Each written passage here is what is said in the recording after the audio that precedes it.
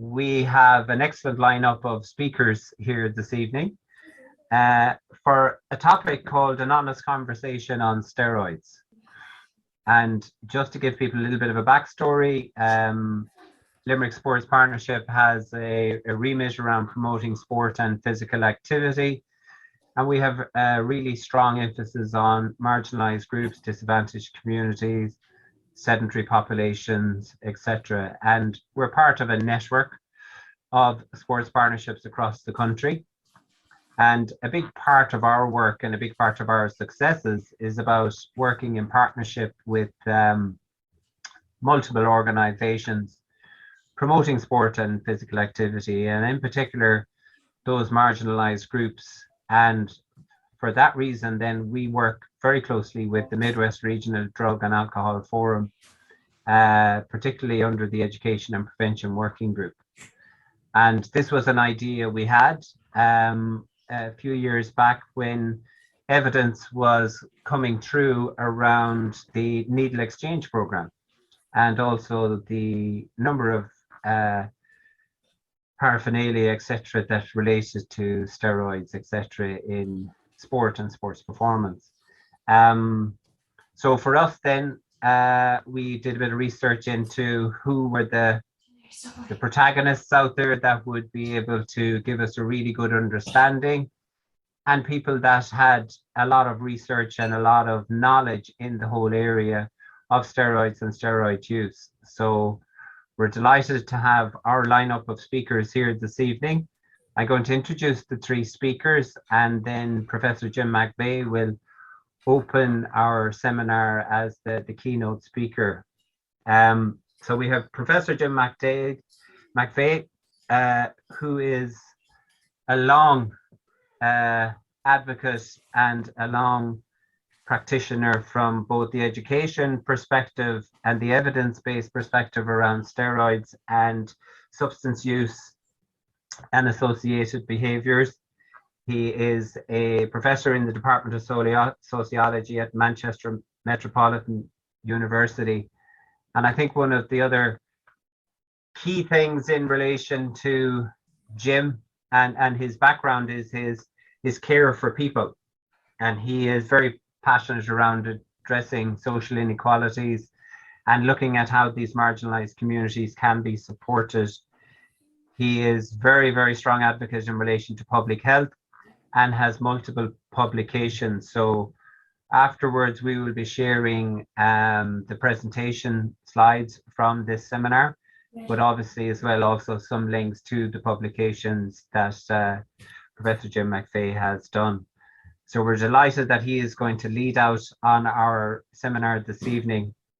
And joining him are our next two speakers. So we have David Nolan, who is the coordinator of the Irish Strength and Conditioning Network. He is currently pursuing a PhD in DCU in the School of Health and Human Performance.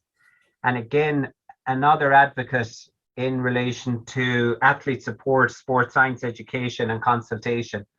And it's really all about the knowledge, you know, giving people the right knowledge, the right guidance, the right supports, etc. So we're looking forward to hear David present. And then our final speaker then is Dr. Arthur Lynch, who I've just been told is now deciding to go back and pursue another postdoctorate piece of work in the University of Limerick, a sports science graduate and a nutrition coach with Sigma Nutrition, but also has a podcast called No Lift Podcast, where he looks at the science and history around strength. So three fantastic speakers with a lot of knowledge in this area, and I hope that people get a lot of information from this evening. Crucially, we'd like you to ask questions when we have such esteemed speakers available to us. So what we're going to ask is that if you type your messages into the chat function, and Deirdre will collate them, and we will put the questions to our speakers then at the end, if that's all right for everybody, so that we're able to accommodate them in the audience that we have here. So without further ado, I'm going to hand over to Professor Jim McVeigh to open our seminar. Thank you. Thanks very much for your patience. I'm going to talk to you about a couple of issues in relation to anabolic steroids. I think it's worthwhile really starting by just saying that the drive for muscularity, it's nothing new. And human enhancement drugs are nothing new either. I mean, in relation to muscularity, right the way through history, muscle has been seen as a premium. It's been associated with status. It's been associated with masculinity. Or quite often, the two, muscularity and masculinity, have been used interchangeably. In the Victorian era, the body beautiful was a reflection of a clean mind and good clean living. Obviously we had Charles Atlas who turned the art of kicking sand in the face of smaller people into a real art form. And of course, by the time we got to Arnie, we were starting to see this, massive musculature, and he really brought in the modern era of, big bodybuilders. In relation to human enhancement drugs, while we may think of this as a sort of a modern construct and something that almost futuristic, it's not. It simply means a chemical that affects the processes of the mind or body to make of greater value or beauty or effectiveness. And that's been around forever, and the concept has been around forever. We see it from the fruit of the tree of knowledge. The first cognitive enhancement apple. It goes right the way back. It's not just in Western civilization.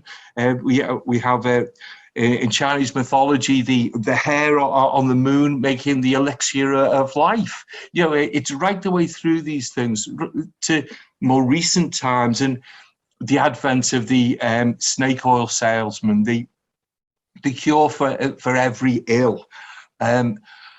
We go by the dawn of the 20th century. We talk a lot now about the pressures within social media.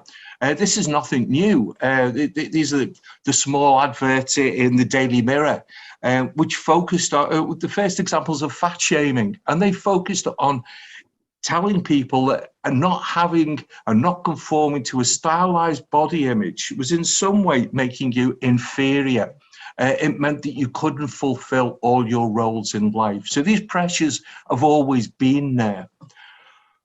What I've been doing this is going to sound really geeky inside, what I've been doing for the last 30 years is looking at the evidence base and trying to assess whether, for a long time now, we've considered anabolic steroid use to be a public health concern, but has there been the evidence? And what I've been doing is a snapshot based on these broad categories and then individual markers or indicators around the extent of use, who is using, why they're using, the harms, and what the effectiveness interventions, whether it be around prevention, harm reduction, treatment, the promotion of cessation or support of cessation for those people choosing to stop using, the full continuum. What is the evidence base? And if we look at that, it's not that strong. And in some ways, in some categories, it seems to be going the wrong way. In actual fact, the more knowledge and understanding means that, we have a better appreciation. But in some circumstances, it means that we have a realization that we know less than we thought we did. And we see that in connection with characteristics of users, and I'll talk about that. We see it in connection with a number of areas where we thought we had an understanding of the concept around understanding the activities, the risks people were taking, but it turns out that maybe we're only scraping the surface. So that's one of the things that I've been doing over the years. And based on that, I'm going to look at a couple of those indicators. Look at who uses and why, why they're using and how they're using. And quite often these things are entwined in some way. Linked to that is what influences the harmful use? We know that, you know, there's a lot of people use. Some people experience problems, some people don't. We know that some is down to genetics, some is probably down to luck, but also some of it is down to individual behaviors. Do we know what influences those behaviors? And then looking at, just briefly touching on what those harms are, and then what we know about the illicit market. So who uses and why? I suppose until relatively recently, I would have said, well, we know, it's clear. It's this fellow. This is Dave. Dave used for many years at very high dosages. He now works within harm reduction. And we had, I suppose, what we felt was a good understanding that it was large men using for bodybuilding or working on the door, or we take the other opinion, well, it's people in elite sport, it's Ben Johnson. Well, actually, it's any of them in that particular race. But I suppose over the years, we've started to understand this a little bit better. Obviously, if you ask the media, they'll say it's these lads, and that will be the main focus. It'll be on young men striving for a stylized body image, the body beautiful for Love Island. But that's not exactly true. Obviously, you know, there are young men using, but in the biggest study of its kind in the UK, we found that those people who are over the age of 40, there were as many people within that age category as under the age of 25. So while we think of it as being young men, it's not necessarily, and there's equally, you know, we're seeing characters of this age, and that's not being facetious. You know, for those people who started use in their 30s, you know, in the late 80s, early 90s, when we really started to see it take off, you know, they are at this age category now. And if you look at those, you know, many of the bodybuilding judges who still have fantastic physiques, you know, they're of this age category. They used for many years. The other thing to bear in mind is, and I know, David, you'll be touching on this a bit more, I think, when you speak about how they work and that. In relation to young men, they've probably got more than enough testosterone. It's by the time you, well, from the early 20s onwards, you know, it's all downhill when it comes to testosterone. So certainly by the time you're my age, you know, you could see that where there be that drive for, say, wanting to replace, almost a hormone replacement, and that return to the vigor or vitality of youth. It's interesting, again, when we talk about the media, that there becomes an obsession with trying to find the story with the youngest user of anabolic steroids. This particular story focusing in on a piece of work which it's actually, the headline is totally different to the story. The story itself was about 14-year-olds who were asking for advice and showing an interest in steroids. If you just read the headline, it looks like it's 13-year-old lads who are actually using. So you can see how, you know, the media sort of, it turns into a bit of a frenzy, trying to find the most spectacular of these stories. In the 1990s, if we'd asked about a typology or the different types of anabolic steroid users, we would have come up with quite a simplistic picture, where at the bottom or the base of the pyramid, recreational users, those people using for their own personal satisfaction. Then across the middle, you'd have occupational users, and at the top, elite competitors. In the work we did in the 90s, less than 2% were involved in any competitive sport other than bodybuilding. We had nearly 50% of people having worked on the door at some stage in their life. So that picture I showed of Dave, you can see why that would be the mindset and the feeling that if we kept interviewing people who looked like Dave, we were casting our net far enough. And that's not exactly true. Whether we've just got smarter now in research or whether this was never true, we'll never know for sure. But certainly what we're seeing now is a much more complex picture.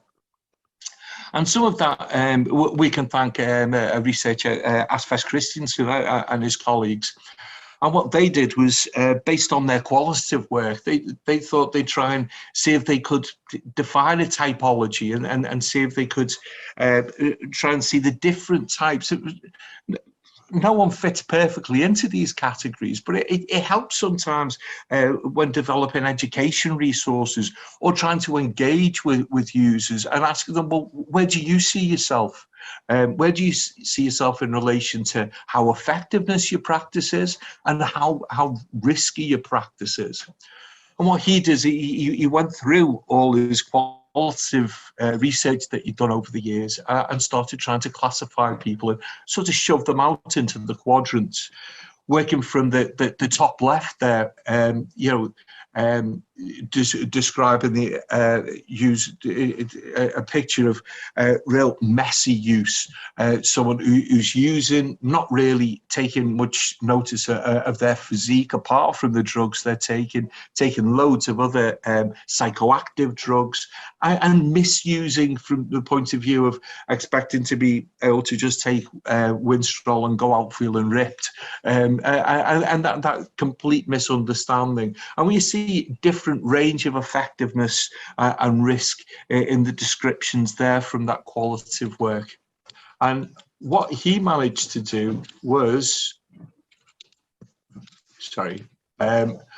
pull together different types of user. I've messed up my slides a little bit there.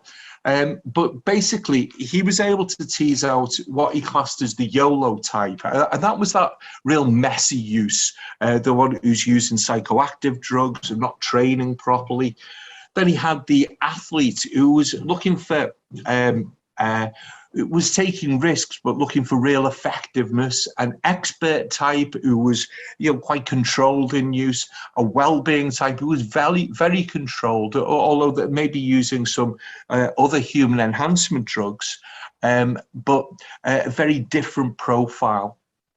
Now, what I did with colleagues in Australia was take some of our data sets, analysts, statistician there ran some cluster analysis for us, and it sent them into 4 groups that look very similar. And so obviously if we ran it on other years' data, it might turn into 5 clusters, it might turn into 3 clusters, but it showed that there is this demarcation of different types of users and shows the value of trying to engage in that practice. The reason I have the female bodybuilder up there is, and it's quite symptomatic of a lot of the research. The research we were doing there was purely on men, and women do use, obviously with smaller numbers, but the effects can be far more profound in many ways. And I'll come on to discuss female use a little bit later. So why do men use anabolic steroids? And again, back to the picture of Dave, we used to have to ask very sort of super. Which kind of take? Okay. Which kind of take, Rod? We would ask very sort of superficial questions. Why do you use steroids? And there'd be a tick box, and it'd be because I want to get bigger or because I want to get stronger. And we never bothered digging any deeper than that. What we started to do is ask people to grade how important things were. And up until relatively recently, I felt anabolic steroids, it's a public health issue. It may be a sporting issue, but to me, sport was a peripheral issue. That was, it's probably an issue at elite level, but it's not really a major concern in relation to sport. Why does it say that? Because we, relying on our old research, only a couple of % of our steroid users were engaged in competitive sport. That's not actually true. It's certainly not true now. Whether it was ever true, again, we'll never know. It might just be that we're a bit more sophisticated in the way we're asking these questions. But what we saw from this was, the main reason for those, the highest scoring reason for being the most 10 out of 10 for importance was developed body image for cosmetic purposes. But for sporting reasons, it was important to really important to over a quarter. It might not be the predominant reason, but it was certainly seen to be important for their performance, often as well as their appearance. And I think that's important. There's also these two reasons: hormone replacement therapy and for retaining or regaining youthful appearance. So this sort of self-managed hormone replacement therapy and being used for those purposes. Increased sex drive. Again, when you just ask for the predominant reason, you very rarely get that up. But when you ask for people to start saying whether it's important or not, you see the 8.4%. And we should have known this from qualitative work. And we had, you know, quotes like this through. But I think one of the things from that, though, is, you know, is it about sex or is it about domination? It is one of the other issues around that. Work that Orlando Harvey in the UK has recently completed was looking at this issue around sex. And for when people have their off cycle, when they stop using it and they stop getting the benefits of the anabolic steroids, and not just stop getting the benefits, they will dip below the levels they were before. One of the big motivating factors to start again is around the sex drive, and that's a huge incentive for people to return to their cycle again. So we've got a better idea. We've got a better idea of who is using and why they're using. Do we know how many are using? We're starting to get a bit of a handle on this.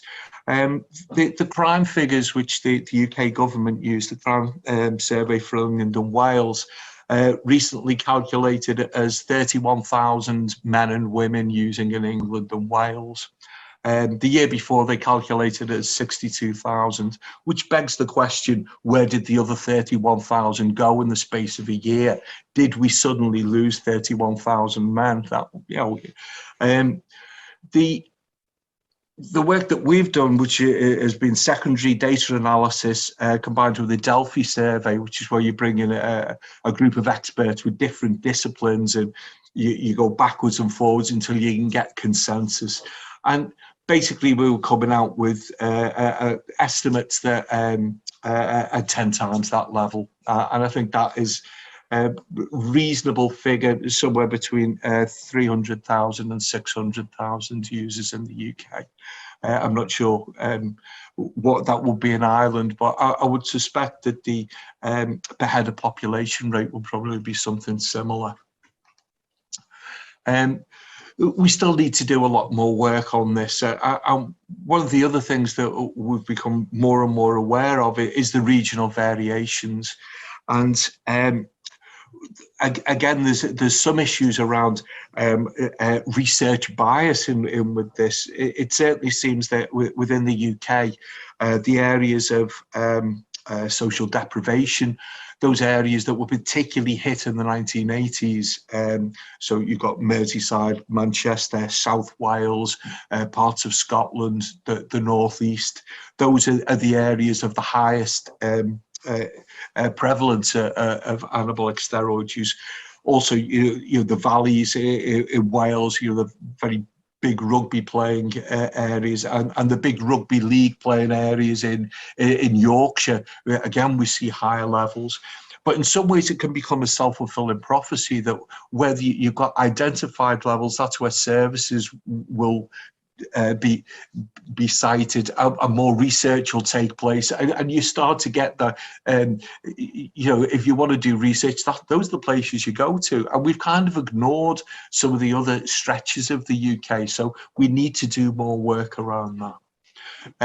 Also, we're unsure of the numbers who aren't injecting. We know a lot more about those injecting. As Phelim mentioned at the beginning, those people presenting to needle and syringe programs, you know, are a great source of information.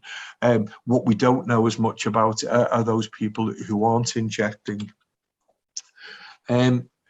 So what do they use and how do they take them? I won't do loads of details on this. A couple of things to bear in mind is that while we may produce as men between 40 and 50 milligrams of testosterone a week, we've got anabolic steroid users taking, certainly 10 times that amount, in some cases 100 times that amount. It's not unknown for people to be using, 5,000 milligrams, 5 grams in a week, at a heavy end. Obviously, women produce a lot less than that.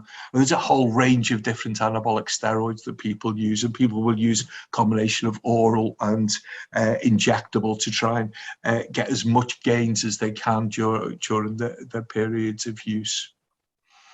There's also a range of other drugs. If it was just the anabolic steroids, it'd be relatively simple. There's all those other drugs that are used. Human growth hormone. Human growth hormone's an interesting one. When I first started working in this area in the 1990s, it was really unusual. When you did research and you found someone using growth hormone, it was great. You could ask them more questions about it because they were quite few and far between. It was so expensive. Now we've got around about a third of our steroid users also use growth hormone. The price has tumbled. It's in some cases at a 20th of the price it was 30 years ago, and that's because cheap base chemicals from China. It's made it as affordable as anabolic steroids. Other ones, melanotan 2, relatively new drug. It's a tanning agent. And we went very quickly from this being a niche drug used by competitive bodybuilders for that all over time. The size of them, you could understand why they might want to use an injectable rather than have to cover themselves with fake tan. But it went from that to this diffusion to a much broader population, and to the point where we have this advert for melanotan magic. Make your mother even more beautiful this Mother's Day with a 20 milligram melanotan 2 package. Nothing says I love you, mother, like a contaminated vial. I'd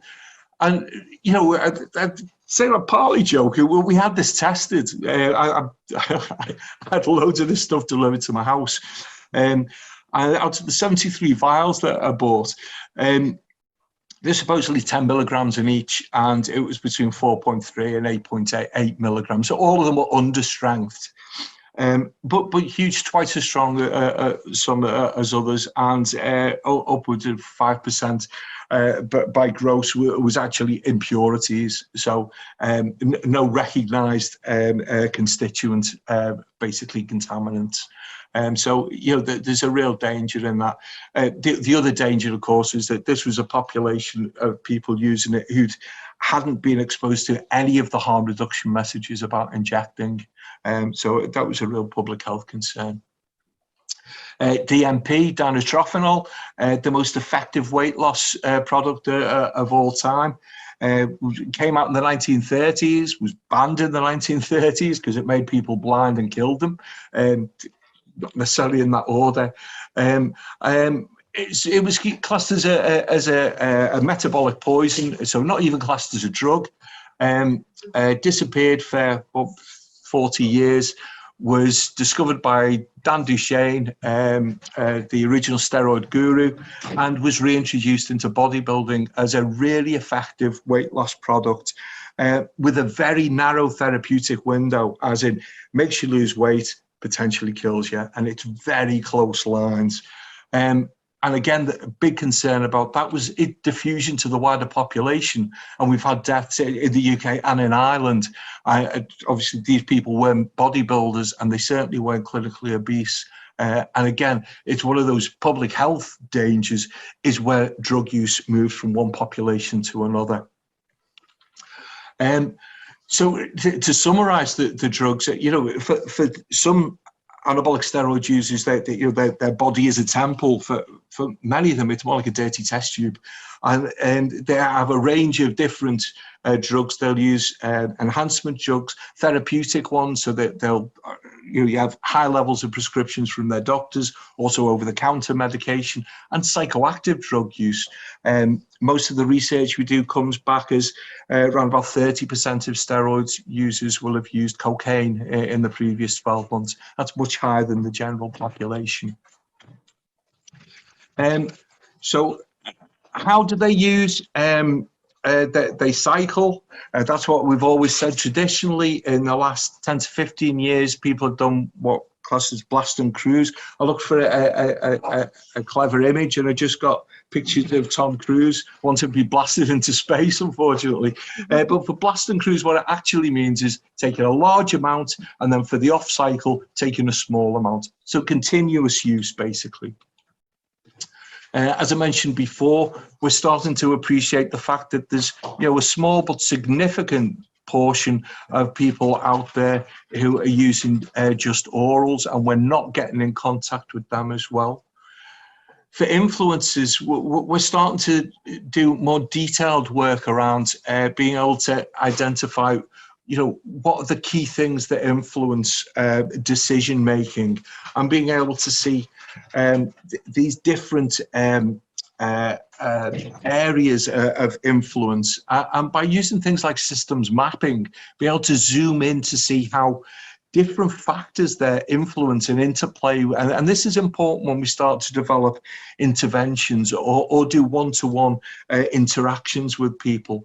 And we can see how things like normalization of steroid use and between performance-enhancing drugs can, on one side, be a force for encouraging use, and another aspect increasing stigma. So, it's important to understand how these different parameters can interact.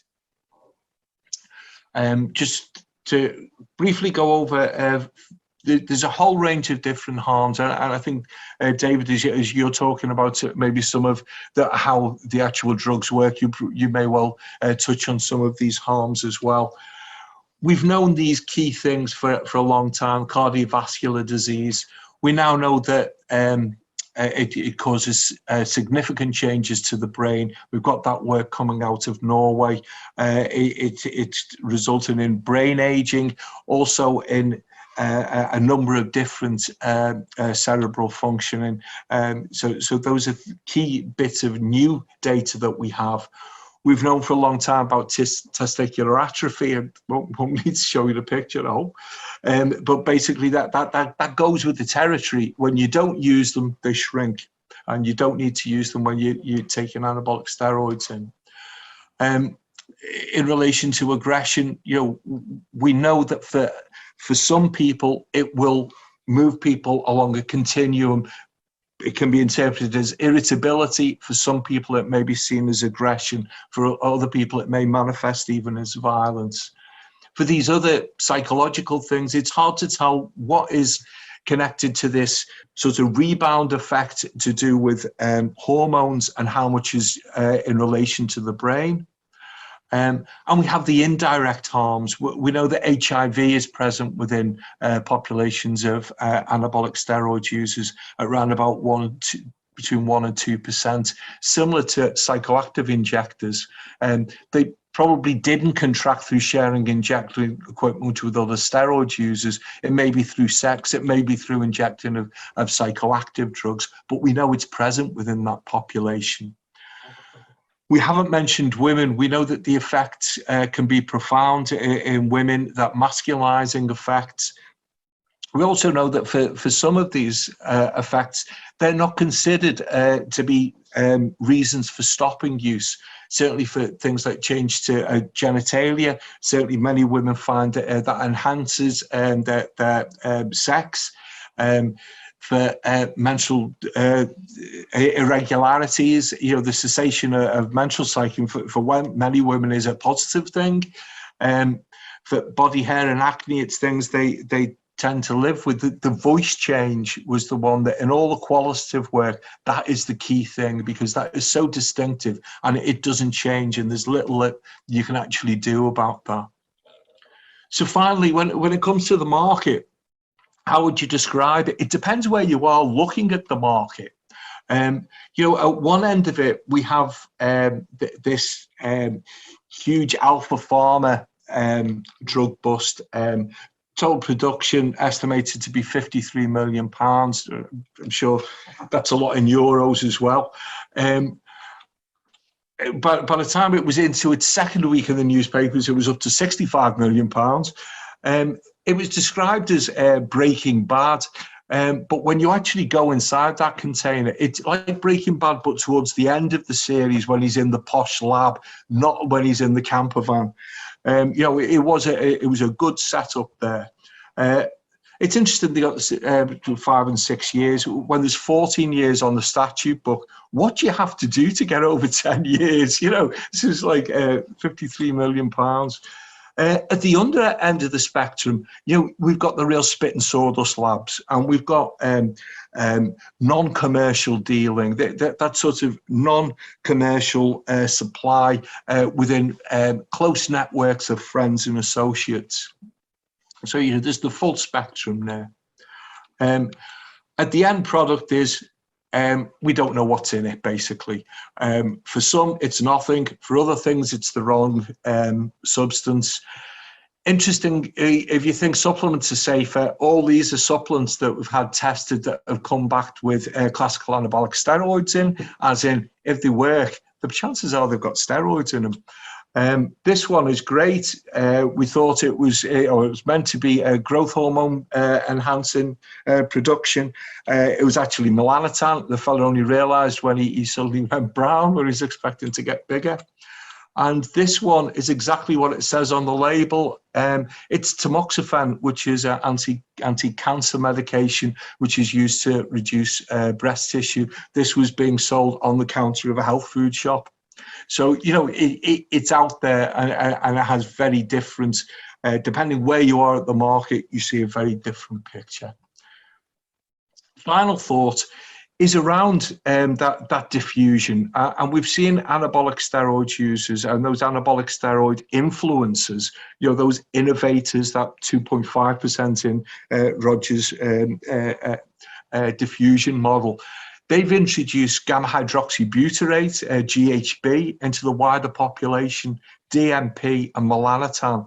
So we should be monitoring this population, partly for their public health, but also as early indications of what might become drug trends. Thank you very much, and sorry for messing my slides up.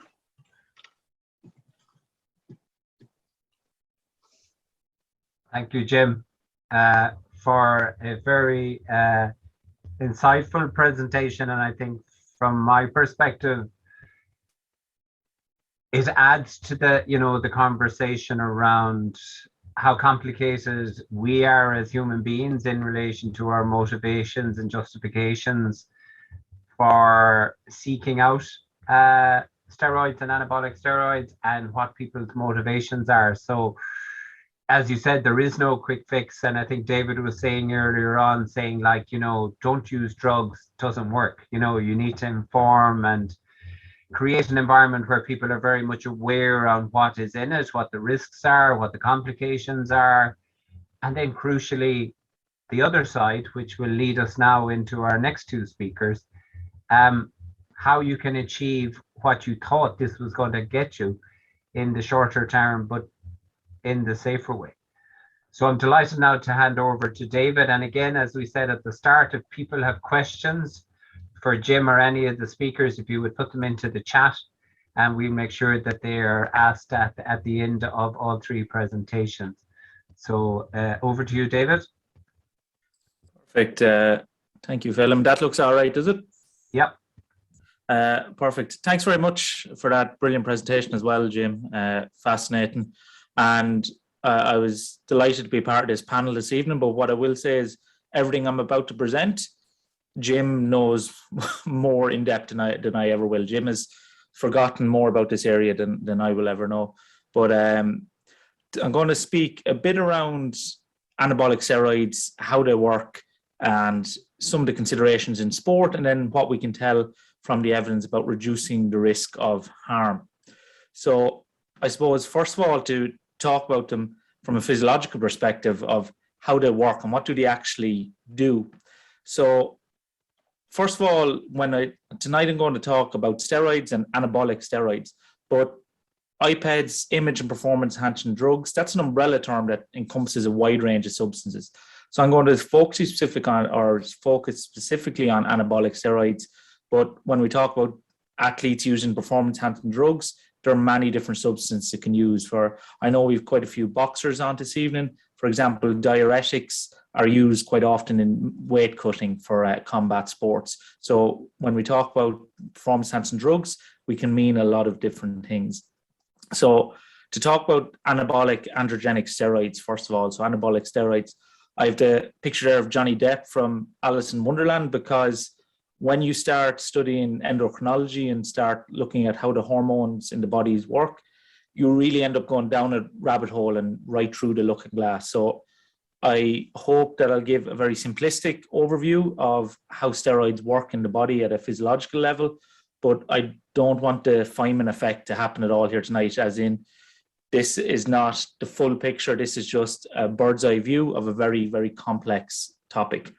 So I suppose steroids are created naturally in our bodies, and the ones that most people will inject or take orally for enhancement are the sex hormones. So they're all synthesized from cholesterol at the start, and the main steroids that people are going to use are going to be testosterone or some of its derivatives. So the majority of anabolic steroids are a derivative of testosterone, so a slight alteration on the hormone.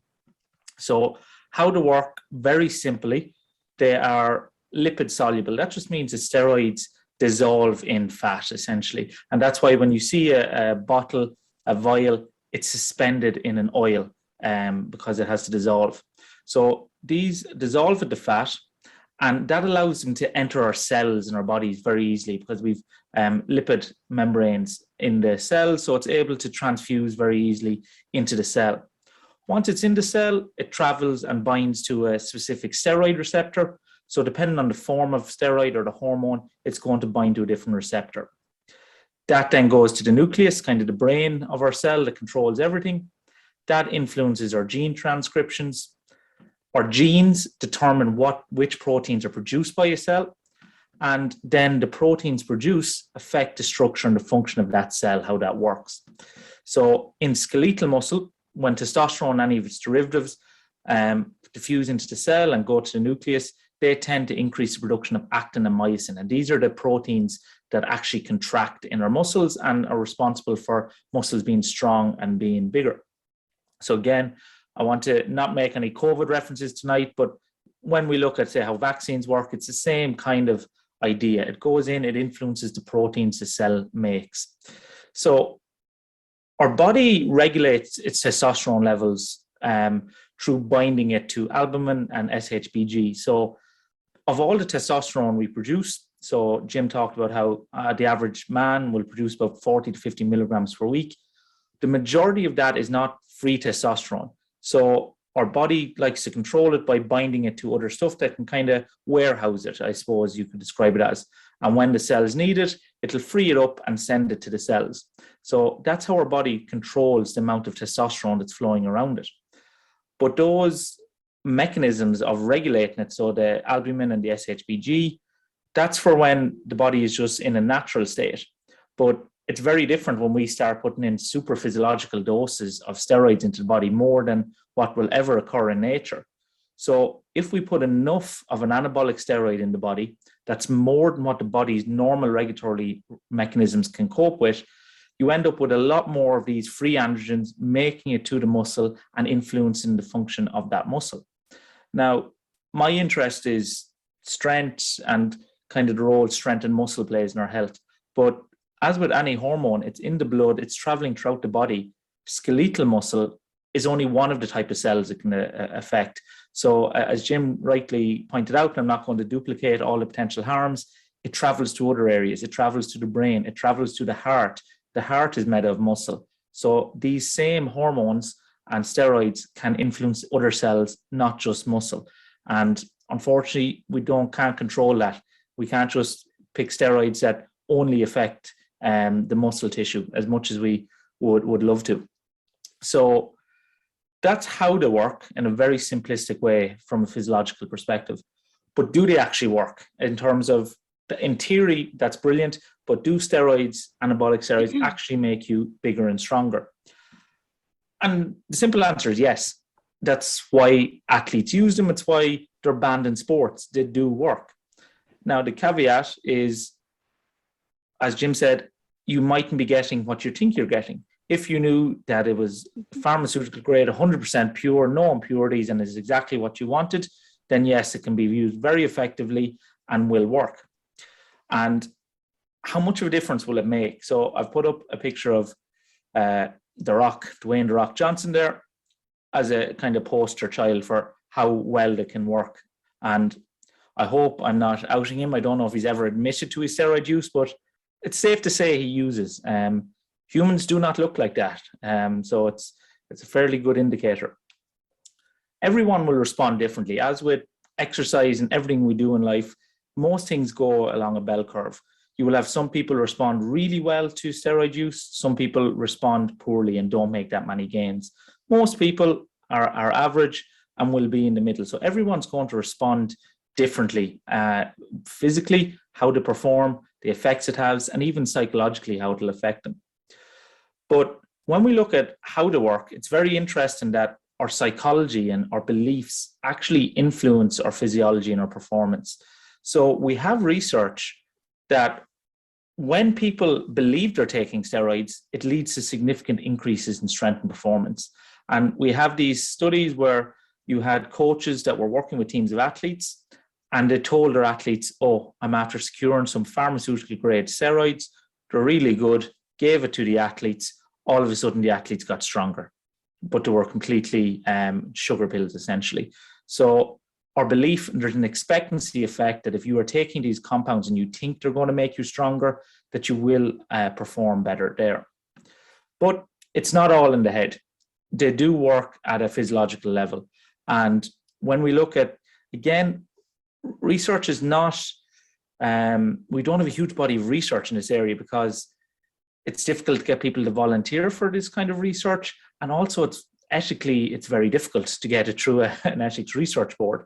But this is an interesting study where they gave anabolic steroids to men and got one of the groups to exercise and one of the groups not to exercise. And what you see is even in the group that did not exercise, they increased their muscle size and they increased their muscular strength. Now, obviously, those who exercised along with it had far bigger increases in their strength and muscle size, but they do have obviously a physiological effect.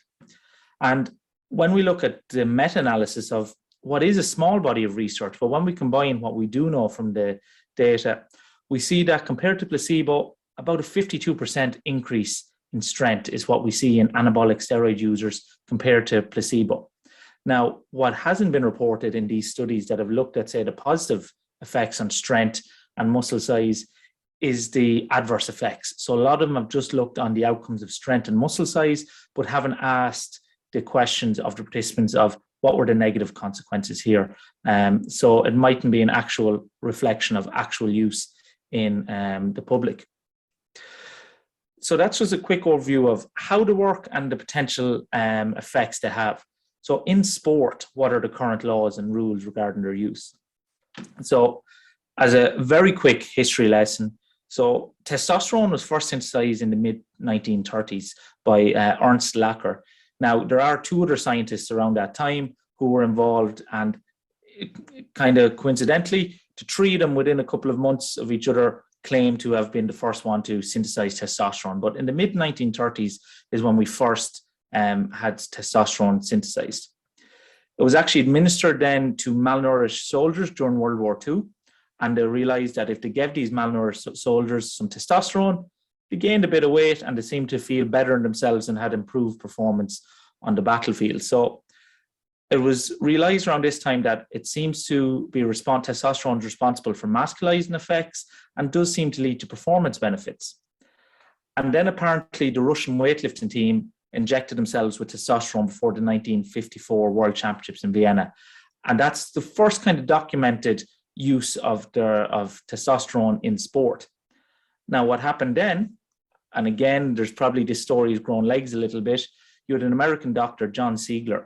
He witnessed the Russian team injecting these compounds at the competitions and realized that they had a performance advantage. He went back to the States, worked on a novel anabolic steroid, which got traded then under the name Dianabol, which is probably something we're all familiar with now. So that was when the kind of doping in sport really started to kick off. And I suppose we should look at this in the social context of the time. This was in the middle of the Cold War, when you're the USSR and the US competing on every front, and sport was often used as a modus for them to flex their muscles, if you pardon the pun, actually, and compete against each other. So you had a real strong motivation for who could develop the better anabolic drugs, basically, to compete at the Olympics. So the International Olympic Committee obviously were witnessing this going on. And in 1967, they banned performance-enhancing substances in sport. It took a decade later, in 1976, before reliable tests were developed to detect anabolic steroids. And then from there on, it kind of was toing and froing in terms of, could you develop a drug that could beat the test, and some of the issues there. Moving on to the modern era, WADA, the World Anti-Doping Agency, was established then in 1999 to be an international independent agency with the goal of trying to promote anti-doping within sport. So when we look at WADA, which is the governing body as which most sports will prescribe to, what is prohibited by WADA? And there's three classifications. So you have drugs and substances that are prohibited at all times, cannot be used by an athlete at any stage. You have drugs that are prohibited in competition, such as cannabis. And then you have drugs that are prohibited in particular sports. So beta blockers, so archery, darts, golf. And people might wonder why these would be banned in a sport like archery or golf. Well, a beta blocker slows down your heart rate. So if it is a sport where you need to be calm, composed, and you want to limit your nerves, beta blockers can be quite effective. So that's why they would be used or banned in certain sports. The substances are prohibited all the time. There's anabolic steroids, and you have your peptide hormones, growth factor, and these other substances here. But if we look at steroids specifically, this is what WADA say, when they're administered exogenally, these are the anabolic androgenic steroid compounds, the anabolic compounds that are banned. Now, why I put this up here is I often find it a bit humorous when people talk about, oh, he's taking steroids or she's taking steroids, or even to tell you, oh, I'm on steroids. And I'm like, that's the same as telling me you eat food. What does that actually mean? So we have 62 separate compounds straight away here that people could be taking or could be included in a vial that you buy. And this is not an exhaustive list. It goes on beyond this. So all these compounds will have slightly differing effects, and where they influence in the tissues they influence, and the degree of side effects and adaptation that occurs as a result. So it's just, when people talk about, they really understand the steroids. And I saw in one of Jim's slides there, one of the users, when they talked to him, said that he feels like he could have a degree in pharmacology or the hormones of the body. He understands it so well. This is what they're claiming to understand in depth, that they know what all these compounds could possibly do, which again is laughable. So it is a very complex area. So to summarize, I suppose, performance-enhancing drugs in sport, if I was to give key takeaways, they can be very effective. Like Ron Seal, they will do what they say on the tin. But because of impurities, lack of regulation, and just all these issues that you have with use, they're certainly not side effect free. Even if you had the perfect pharmaceutical grade compounds, still not side effect free. The majority of these performance enhancing drugs are banned in most sports. As a general rule of thumb, if something's really effective, it's banned. And for the organizations such as WADA and for national governing bodies, there's significant challenges in ensuring fair and drug-free sport. So this could have been a talk by itself, but financial issues, it's expensive to drug test, logistical, there's travel, people have to administer, and even technical. Or tests there's always going to be someone trying to beat the tests and develop compounds and different strategies to beat the test. So even from a technical level and drug development and detection development, it's quite difficult. And then further research is probably needed to fully understand the long-term effects of performance-enhancing drug use in sport, even following cessation. So there is this idea now that of muscle memory, that the increased myonuclei and satellite cell proliferation that's caused by steroid use, that even when we ban someone for 4 years, they might still have some of the benefits that last well beyond the use of steroids. So whether you go to lifetime bans or what is a big issue there for people in sport. So that's kind of to wrap up in sport. And just to finish out the talk, to reduce the harms of use. So some of the evidence and the practical considerations. Now, what is funny here, again, Jim is happy for me to cover these topics. All the research I'm going to use, or the majority of it, is Jim's research. So a lot of time when we prepare for these talks, we're interpreting the research ourselves, and we're hoping we're doing a good job of it. So at least now, when I make a mistake, Jim will be able to quickly correct me here on what I have got wrong. So the very first thing we should be aware of, evidence is lacking in this field. We do not have a huge body of evidence here, and we have a lack of guidelines and evidence-based guidelines for both the users and for people involved in the healthcare settings. So what does a steroid user look like? And Jim's already stolen this one away from me, but this is what generally comes to mind. Is this what a steroid user looks like? But probably most of us are better off looking in the mirror. That's what a steroid user can look like. Steroid users come from a wide range of different backgrounds and have different motivations. So there is no typical steroid user, and you can't just label a certain demographic as the typical user. So given this wide spectrum of users and the different their motivations, their characteristics, and their experiences, it's unlikely that we can just come up with a one-size-fits-all model to reducing harm and preventing use. When we look at reducing harm, we have to consider the whole person. So there are the physical harms that we can try and reduce, and then the psychological harms. And when we can approach a subject with an appreciation of both these factors, kind of from a biopsychosocial approach, we can get much more effective treatment models. So to summarize some of Jim's research that's been done in this area, I want to look at some of the key factors from this research that we know can help reduce harm, or that we need to consider when trying to reduce the harm. And the first is recognizing that there's huge diversity in the field amongst the user community. So we should recognize that people use for a wide range of reasons, and that the typical user is heterogeneous. There's no average user. So we need to treat the person in front of us, or help the person in front of us, and have a wider or broader range of information and intervention strategies. We need to prevent blood-borne virus transmission. That's a big priority, because among the community, it may not be one of their major priorities that they want to reduce the risk of blood-borne viruses, or they may not be aware of it. So we can do this by engaging with the using community, the provision of sterile injecting equipment, and advice around effective injection policies and how they can minimize the risk for themselves. We need to increase engagement between the androgen users and the health professionals. So there is a need for co-production with the members of the using community to ensure effective and accessible interventions to reduce the harm. So we want to have what in research we call PPI, or patient and public engagement here and information. Obviously, we want these users to be engaging with healthcare professionals, but healthcare professionals then need to have the skills and knowledge to help users then as well to reduce risk. So we need to develop evidence-based guidance to manage both the physical and the psychological adverse effects associated with anabolic use.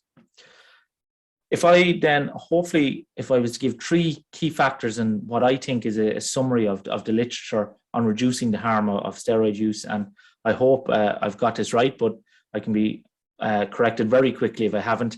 The first pillar, I think, needs to be that we have to have an understanding and respect of users in an empathetic and non-judgmental way. So we want to eliminate the stigma and alienation of users. They shouldn't be ashamed of their use, and we shouldn't be too quick to put a moral judgment upon the use. We need to understand why people use and respect them in a non-judgmental way. And hopefully that will allow them to engage more effectively with us. That if we are more open and engaging with them, that they will be able to engage with healthcare professionals and with the research community better, and we can provide them with provisions and information to reduce the risk of harm. And this idea of public and patient involvement in the development of our strategies. And then the third pillar that we need to do going forward is continue to research and develop this body of evidence so that we can get evidence-based guidelines on harm reduction strategies. So they're the three pillars I think that need to be in place and appreciated in how we can reduce harm of anabolic steroid use. And now for the final, just to wrap up, I'm going to move away from the evidence, from what the research says, to anecdote. And these are some of the practical considerations, and I'm giving my own perspective here. So I'm obviously biased as this is N=1 situation, and it's just my personal experience of having talked to users and been involved in the strength and conditioning community and around different sports. These are some of the questions that I found people should probably consider or ask themselves if they are considering using anabolic steroids, or maybe they have are current users. So I suppose the first question people need to consider and ponder is, are they emotionally mature enough to handle anabolic steroid use? Because if they do work, let's say, for example, best case scenario, you take your steroids, you feel like a Superman, you're stronger than you've ever been, you've gained more muscle than you ever had before.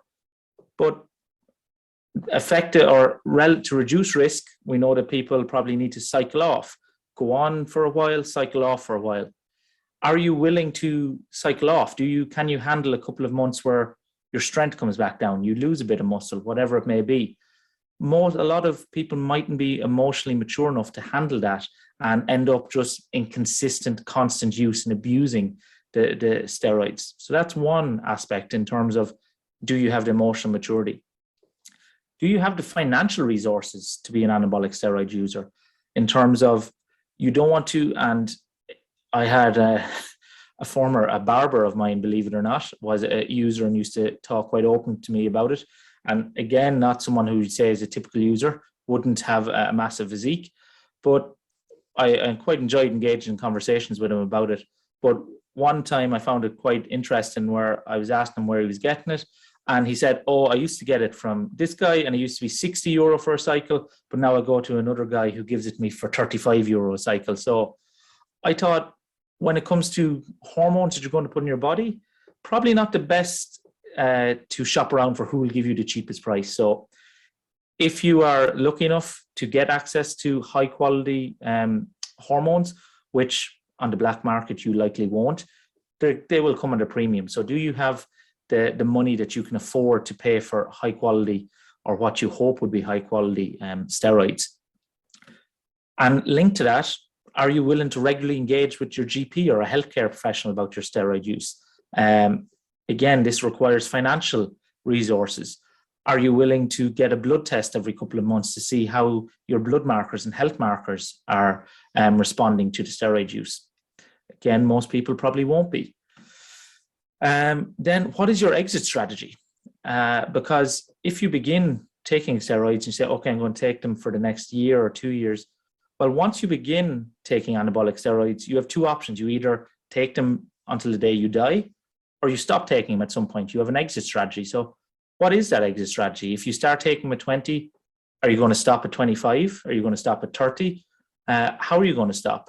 When you come off them, are you prepared that maybe your endogenous production, the testicles no longer able to produce them testosterone endogenously anymore, that you might need to go on testosterone replacement therapy for the rest of your life?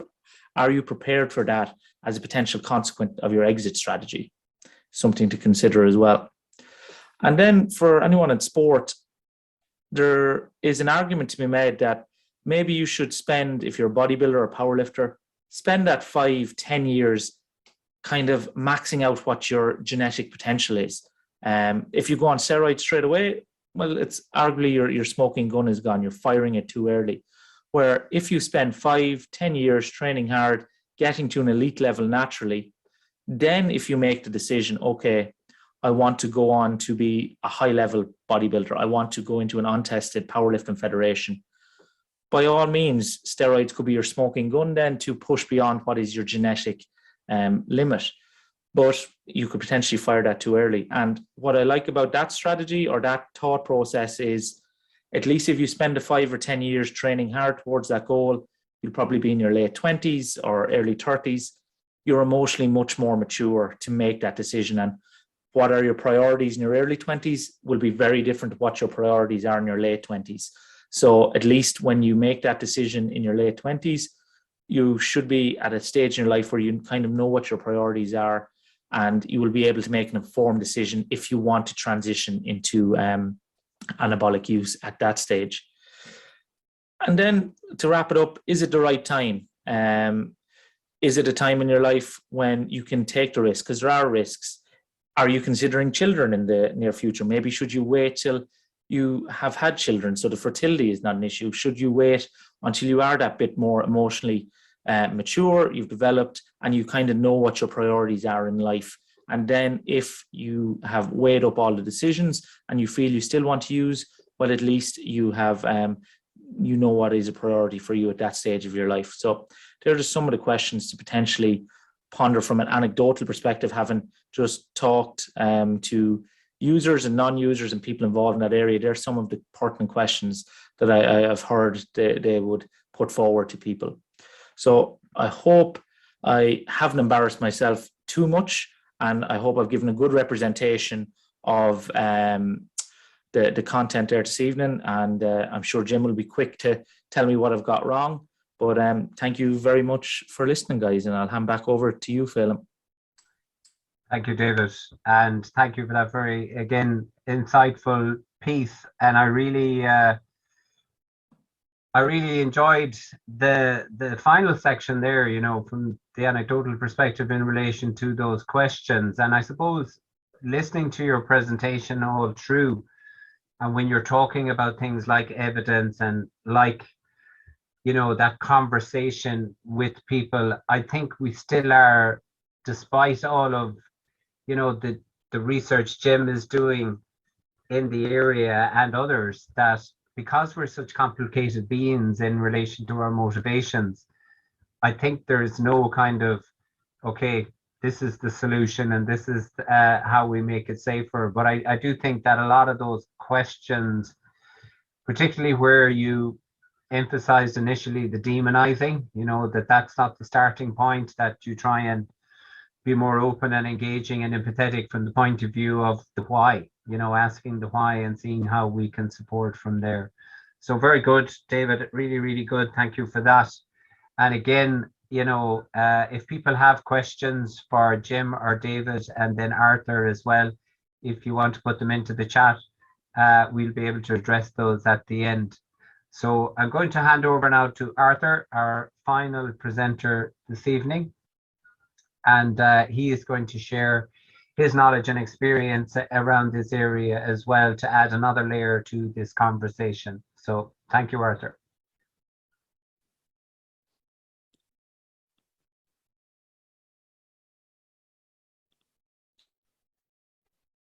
Okay, thanks for that, Phelim. And yeah, so my talk is going to be incredibly brief, folks. I don't think there's too much more I can say on top of what Jim and David have said, nor should I. I think it would be insulting to them, to be honest, to try and cover some of the ground that they've covered. But I was, I suppose, brought on to this project to give it a little bit more of a, I suppose, a case study and a bit of a real world perspective from someone who decided not to use. And not that I would pass judgment over anyone who decided to or not. And that'll become apparent as I go through my talk. But basically, I'm supposed to be the poster boy for don't do drugs, kids, more or less. Can you hear me? Yeah. Cool. So yeah, I suppose maybe one of the reasons I was brought on to this project is they found out I have a PhD, but it's a bit like when Ross and Friends tells everyone he has a PhD. It's like, oh, cool, but it's not particularly helpful in virtually any scenario, and definitely not in this one. This is definitely not my area, but I do have some personal experience. So to tell you about my own story, I suppose I got into weight training through rugby, and that kind of snowballed into eventually wanting to compete in bodybuilding. And so I did that after a few years of training. I did my first show. And so it looked all right, not fantastic.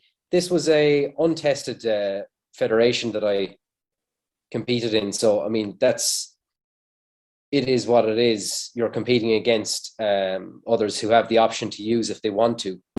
But that just wasn't for me. And so I did that show, loved it, was a fantastic experience. I knew going in I was going to be conceding quite a bit by being a little bit smaller, not enhanced, and I was going into what was a junior category with an open weight class. So, you know, you're conceding 10, 20 kilos on some competitors. So you don't have much chance of winning, but I enjoyed the experience, and I definitely think I brought a pretty decent package for a first show. So I decided then I would compete again a year later, which in hindsight was probably a mistake. I should have taken more time. It's hard to build muscle in a short. It's hard to build muscle in a short time frame, even if you are using. And certainly if you're not, you need to leave yourself a few years to put on any kind of appreciable amount of stage weight. But nonetheless, I still made that mistake and then came back a year later. And I would argue it probably didn't even look as good the year after. I certainly had more muscle, but I didn't bring the same level of conditioning. So at that point, I was definitely at a bit of a crossroads where I was kind of looking at the physique and saying, right, well, to get this to where I really want it to be, I probably have to consider taking anabolic steroids. And for various different reasons, which I'll get to in a moment, I decided not to. So at that point, I kind of decided the best thing to do was to just get out and to not pursue competitive bodybuilding anymore. And after a few years of just not really pursuing any competitive sort of aspirations, I eventually ventured into powerlifting, and I did okay there. I mean, like, same kind of thing with the bodybuilding, sort of snowballed, and you know, you go from a few local, regional competitions, and you eventually get to the national level, and eventually I did get to the international level. I represented Ireland on 3 occasions, so that was cool, and that was through the IPF, the International Powerlifting Federation, and I got involved with the committee there as well, and it was very insightful for the few years that I've been involved to see things from that organizational point of view, and you see a lot of more from a different perspective. You see a lot of the challenges around providing what we term, you know, in inverted commas, drug-free sport, or certainly drug-tested sport. And both bodybuilding and powerlifting are a little bit unique in that there are federations you can compete in that drug test, and there are federations you compete in that don't drug test. And it's sort of the unwritten rule that, you know, you can use in this federation if there's no drug testing. But that's something that's, you know, reasonably transparent, and I think you know what you're getting into. So from that point of view, it's nice to have that option, but just because those options are there doesn't mean that people won't choose to use in the drug tested side of things. So there's this constant challenge to try and provide a good enough deterrent, i.e. an adequate drug testing program. And some of the challenges that we faced over the years with that has led me to kind of a sort of a state of cognitive dissonance, if you like, in the sense that, you know, I see all the money that is spent on drug tests year on year, and we've never actually had a failed drug test, and that kind of doesn't sit so well with me. So it's like, are we wasting all this money on drug testing, or is it just not effective? And maybe we're just we need to be more targeted in our approach, or that kind of thing. So this idea of like, you might get into it thinking, oh great, let's just test as many people as we can, as often as we can, that kind of thing. Then you see, that there's money that has been raised, that's not easy to raise, but has been raised and is going towards drug testing. You're talking hundreds to sometimes thousands of euros a year on anti-doping fees, and that could all be pumped into new equipment, that could be pumped into sponsorship for national teams, that could be pumped into supporting referees to attend international competitions, coaches, etc. Just a quick question there on how much does it cost to drug test an athlete? I know from our own experience in the in the Irish Powerlifting Federation, to get the individual who administers the test over, because they have to be brought over from the UK, you're looking at about 600 euros a pop. Now, you can bring down the cost per test if you get them to do a few while they're over, if that makes sense. So that's why we generally tend to test a little bit more in competition, because you have more people at the event. So it logistically, it makes more sense. But arguably, from the point of view of trying to catch someone, it's probably worse, because if you have a competition coming up and that there's a chance you're going to be tested, well, really it's an intelligence test to in inverted commas come off in time, if you like. So more out of competition might be a better strategy from that point of view. Anyway, so that's drug testing. But relating it back to my own context and why I decided not to use, I mean, there were a lot of considerations around, potential negative health impacts, particularly, cardiovascular, you've liver as well. Jim has also gone into great detail about some of the effects in the brain. I wasn't privy to that at the time, but I was broadly aware of some of these effects. The baldness was also a big consideration and a huge deterrent for me.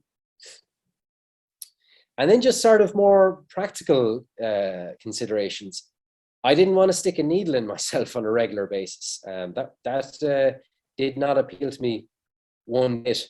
And then you also have this issue as well around steroids being mainly a black market kind of thing, if you want to attain the stuff, you sometimes have to rely on some fairly unreliable sources, and that is unfortunately the reality of it a lot of the time. You're going to a local supplier, and listen, you don't necessarily, unless you have a way of testing it, you've no idea what you're getting. And some of the literature that's out there is suggesting that a lot of what is being sold, is not necessarily what it says on the tin. You also have that issue with dietary supplements as well. So it's quite an issue. So the concern around, whether what you bought is actually what you thought you got is actually what you bought is one of the things that certainly deterred me. So ultimately, the juice was not really worth the squeeze, so to speak. So that was basically my story, and that's why I've kind of continued to stay drug-free. But it wasn't really a moral consideration as such. I don't necessarily look down on anyone who decides to use anabolics or anything like that. It's just something that ultimately was not for me, and I decided to pursue powerlifting. I went down the route of the drug tested side. So that's basically my story. One thing I might add, for those of you that might be interested, I know Phelim noted that I host a podcast. It's kind of my claim to fame at the moment. I don't do much else. But I did host this podcast episode about a year ago.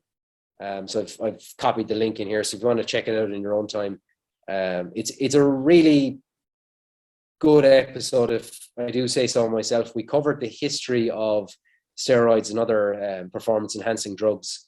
Not me doing the talking, it's these two experts here, Dr. Conor Heffernan and the soon-to-be Dr.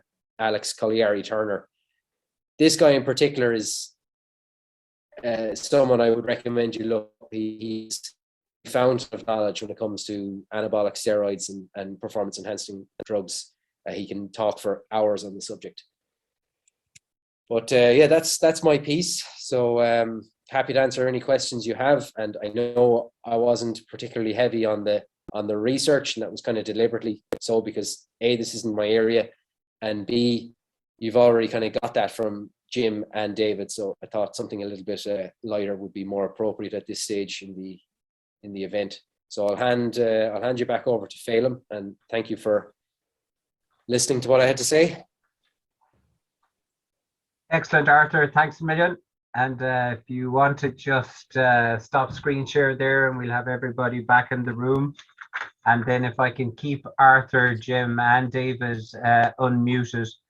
And just we have a number of questions in. And if anybody else on the call here this evening is interested in asking a question, you can still type it into the chat, or as we get towards the end, if you actually want to ask it in person, that can happen. So I have a few questions here that I'm going to run through, and I'll kind of leave it up to you, whoever wants to answer it. But the first question is around specifically into any research to date that is showing you the high levels or any levels where it is an addiction, a chemical addiction for the anabolic steroid usage, or even a psychological dependency in relation to steroid use.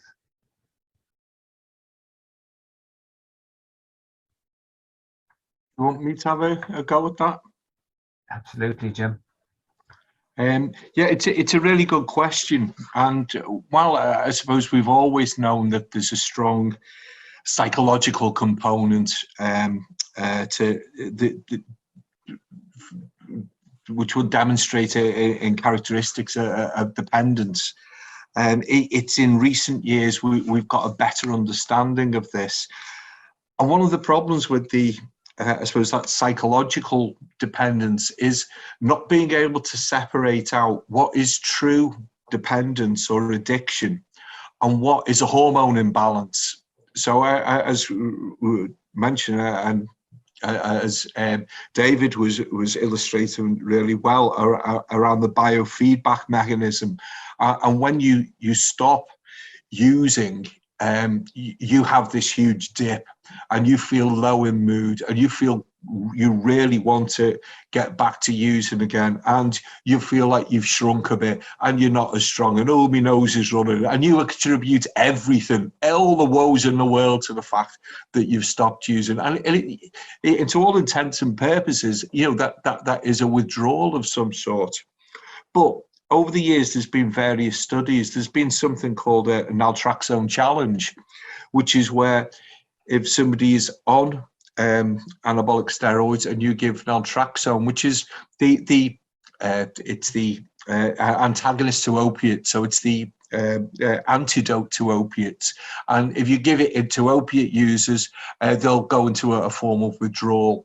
Well, anabolic steroid users go into a form of withdrawal when you provide them with Naltrexone. So again, we've got an indicator there.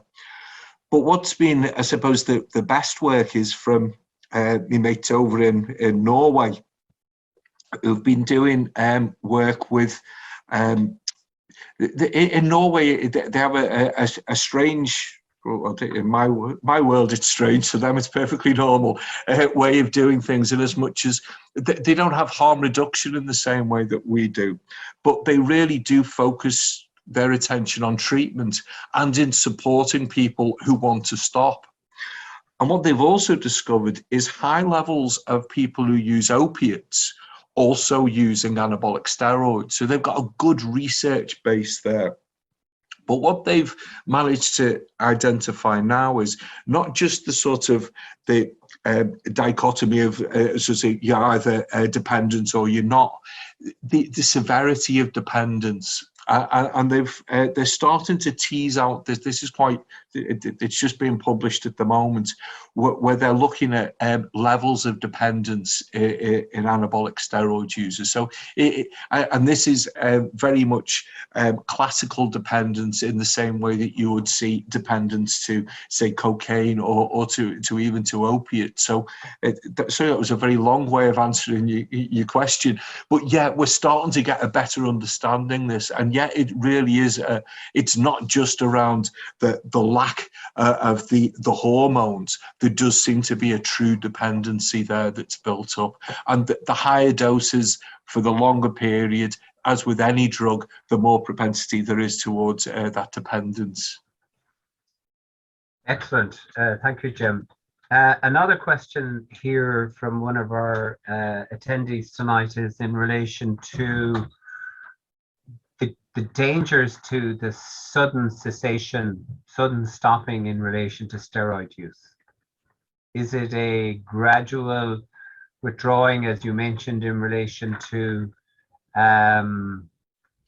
dipping back for a week or two or whatever, or is there a high risk if we have somebody that just decides, okay, that's it, I'm done? Do a very quick one. My one would be that there isn't an acute danger to them. The danger is the fact that they will feel it's unpleasant and they will just go off and buy more and start using again. So it's that not that it's important that it's managed and planned for to prevent the relapse, rather than in the same way that, say, for alcohol, where the sudden cessation would cause a physiological problem. It's more about them being unprepared for that dip in hormones. But I'd hand over to David or Arthur. No, I think that's fair. I'm going to save, I suppose, the awkwardness after each question. I'm going to let Jim answer the majority of them. I'd give Jim first port of call on the majority of the questions, unless he... Oh yeah, well, we're coming to you with the next one. Do we have evidence, or should we be worried about the possible use of steroids within our school system, particularly in relation to both rugby and GAA? That's an interesting one. Again, I can speak more anecdotally than empirically, because there's just a lack of evidence here. There's a huge cultural aspect to that. I would work and would know quite a lot of people involved in South African rugby. And anecdotally, they would say it's a huge problem in South African schoolboy rugby, because it's a highly competitive, at the schoolboy level in terms of secondary school rugby in South Africa, it's a near professional sport. The levels of audience to get and the competitiveness, and culturally over there's high use of anabolic use.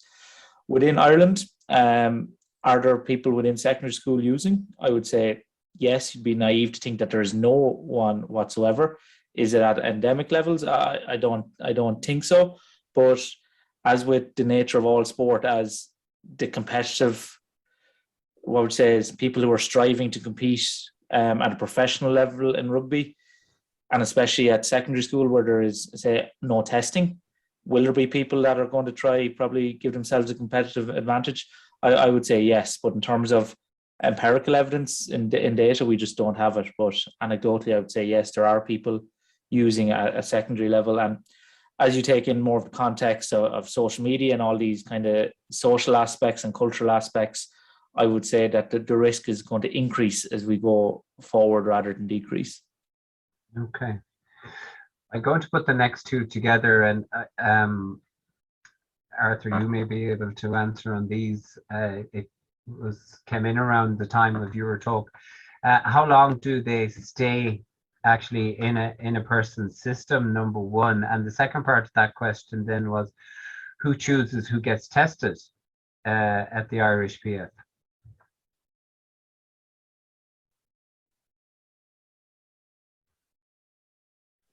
Sorry, it's muted there. Yep. If the answer to the first question is it's completely compound and dose dependent, that would be my understanding. So it depends on, you say, you know, how long do steroids stay in your system, you know, which one. So I'll probably hand over to Jim for that one. But the second question, how do we determine who gets tested for the Irish PF? I think Tara Conlon is actually in the audience, so she's the person to ask this. My understanding is test who we might have a question mark over.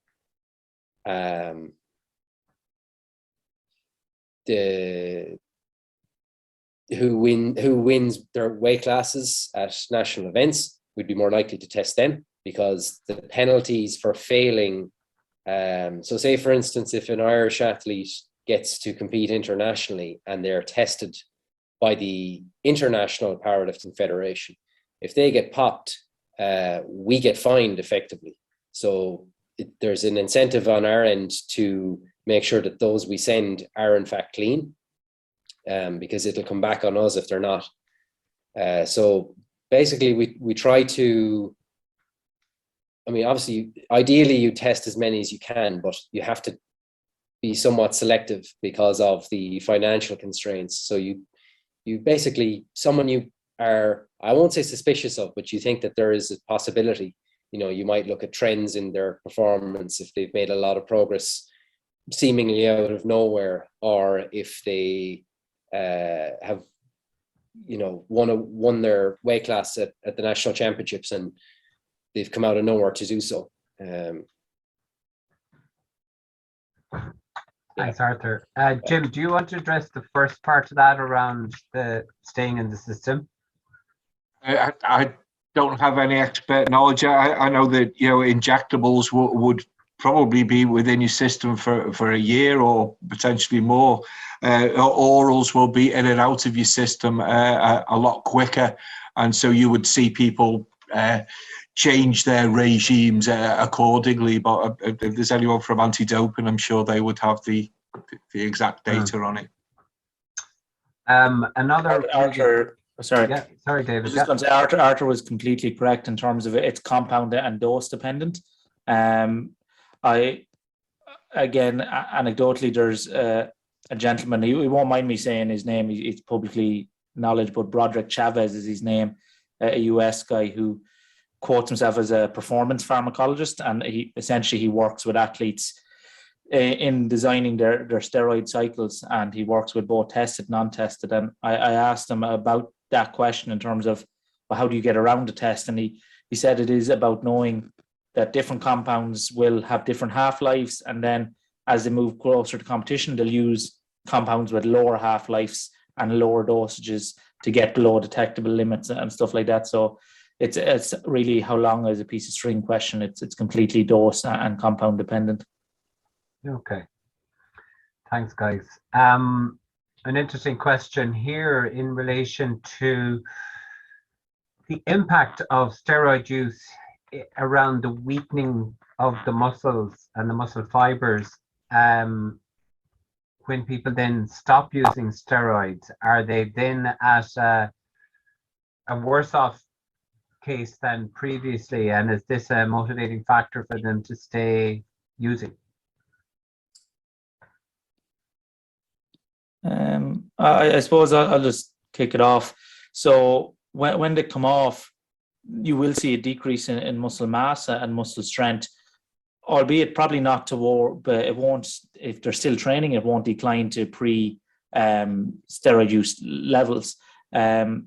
So the muscle itself, yes, it gets potentially smaller and weaker. I wouldn't say that it alters the muscle fiber as such. What we tend to see is the steroids the rate of growth in the skeletal muscle will outpace the adaptations we might see in ligaments and tendons. And that's why we tend to see a lot of tendon ruptures occur in steroid users, because essentially the muscle gets strong too quickly and the tendon takes a while to catch up due to differences in blood flow and androgen receptor numbers and stuff like this. But that's basically what happens. In terms of whether it's a motivational factor to stay on, I suppose that's more Jim's area, but I suppose it would be, in my view anyway. Very good.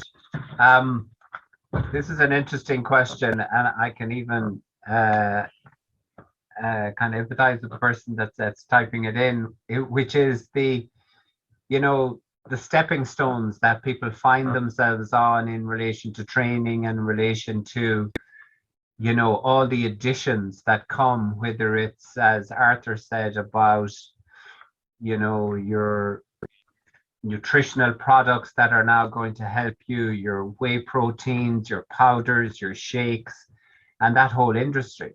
Is there an element of that with our younger generations when they start progressing up along, that it's the next thing if they're not seeing the gains and the results? Who wants to test that one?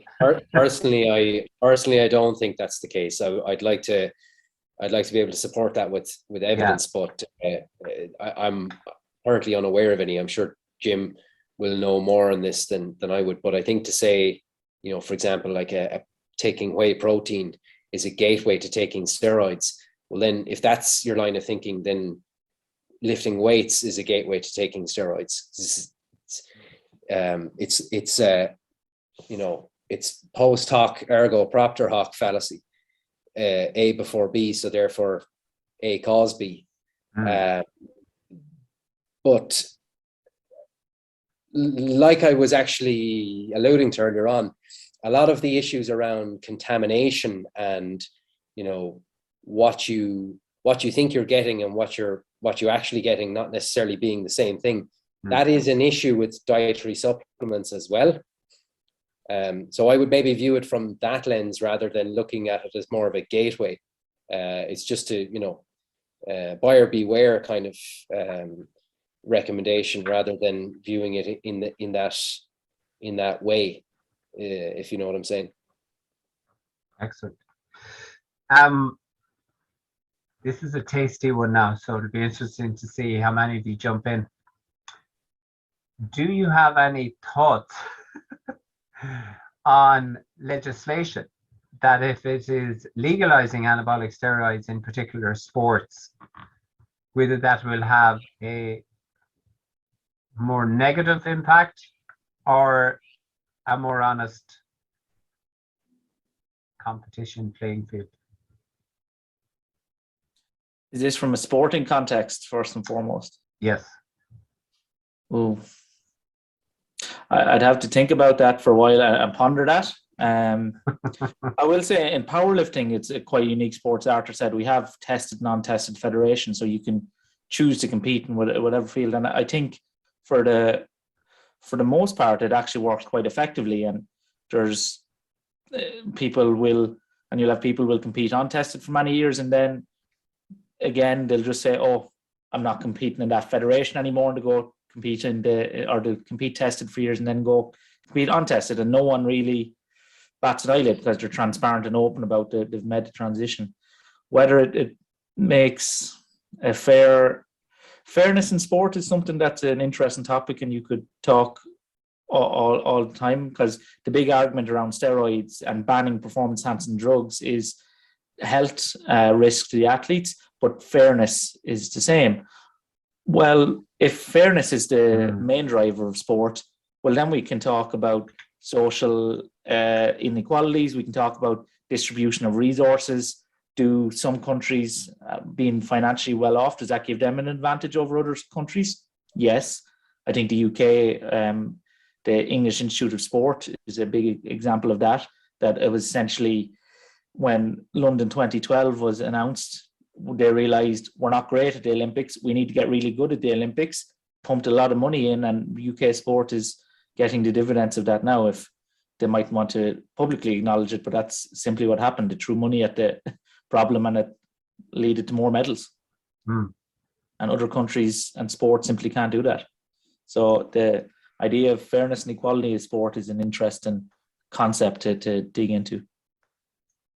And Jim, you mentioned in one of your slides there where you had Ben Johnson slightly ahead, and the gentleman that was tested after that race and subsequently banned, but subsequently years later, it turns out, I think, was it 6 of the 8 or 7 of the 8 all tested positive at some point? I think it was at least 7. Yeah. At least 7, yeah. Yeah, I mean, David makes a really good point. And if we're talking about safety, there's plenty of things in sport that we allow that are totally unsafe. But it was a point that Arthur made, was that, you know, in natural bodybuilding competition, you have people will fail tests. So no matter what you do, there will be people. If you were to have it untested, would that be completely untested where you could do anything?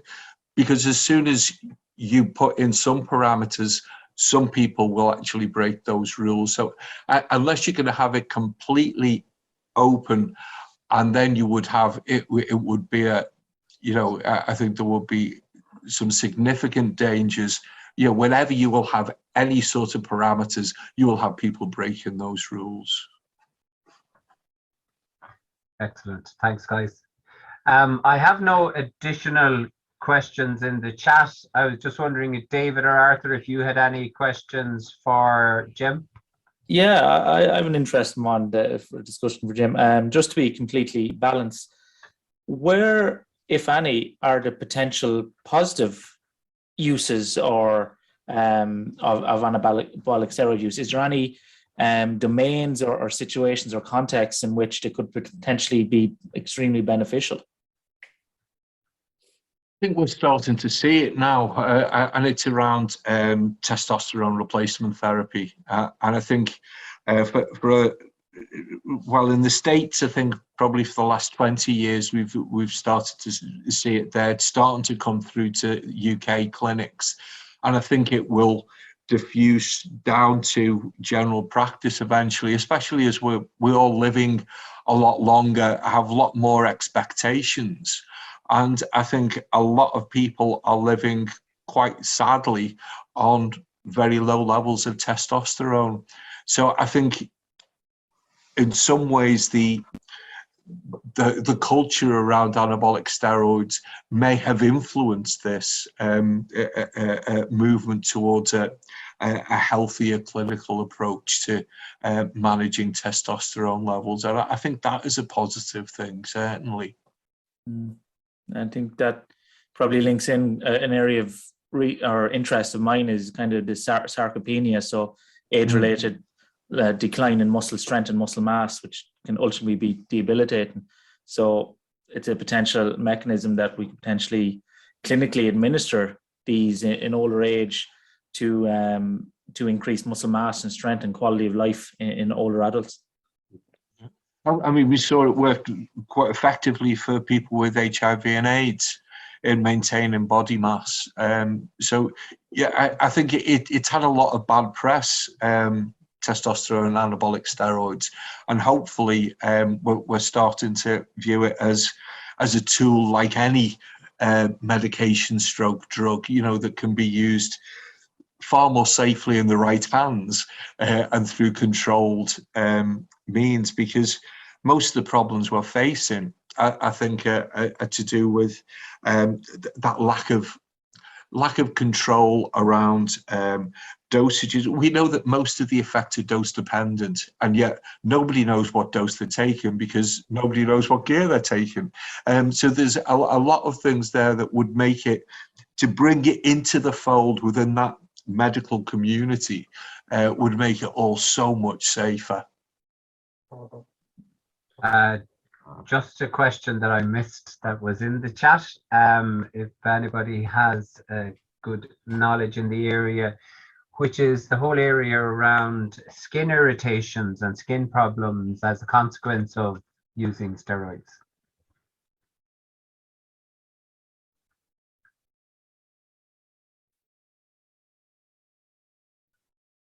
You want Go that, with that, David? Jim? Don't be shy, Jim. Yeah, no, if you have knowledge there, Jim. No, I mean the main thing for skin issues that I'm aware of is around the development of acne, but not specific around skin irritations. I'm not familiar with that. I know with human growth hormone, again, that can cause some problems with skin. But for anabolic steroids, the thing that it's mostly associated with is acne, and that's both in men and women, and it's quite characteristic around, in particular, the back, the upper back. Yeah. Yeah. Okay. But no, I'm not really aware of over specific skin irritations. I think it was the question as to why it happens. Why do people get acne? Why is there skin problem for pet users? Spots, bumps, or Oh, pus sorry. on the back. So why is it happening? Okay. The same reason that teenage lads get it. It's that it's that burst of testosterone. It promotes the release of sebum. It causes that extra oily skin exuded, and it causes those things that people get in puberty, and it's not a bad way of thinking about those adverse effects, those acute adverse effects that people experience. They are the same things that the boys get in puberty, things like the growth of breast tissue, the gynecomastia. You see that quite commonly in teenage lads when they get that burst of testosterone, and so it's an equivalence with that. But you're probably better placed to talk about the physiology of it, David. You're right in terms of it's just increased sebum production. But I think that illustrates quite well that when we take hormones specifically, as in how hormones work in terms of signals in our bodies, is they literally get dumped into the bloodstream and blood travels throughout our whole body. So again, just to illustrate that point, you're taking it for the muscle, but it's not only going to the muscle, it's diffusing into a lot of other cells, and some of those cells are the ones that drive sebum production in the skin. And like anabolic, it kind of, even the term anabolic is to create larger molecules and to drive essentially growth and upregulation of a lot of these mechanisms. So you're taking it for the muscle, but it's only causing this kind of upregulation of sebum production as well. So you're taking it for the muscle, but it's effect going around the whole body, and it's having effects elsewhere as well. Excellent. Gentlemen, listen, it's 10 to 9.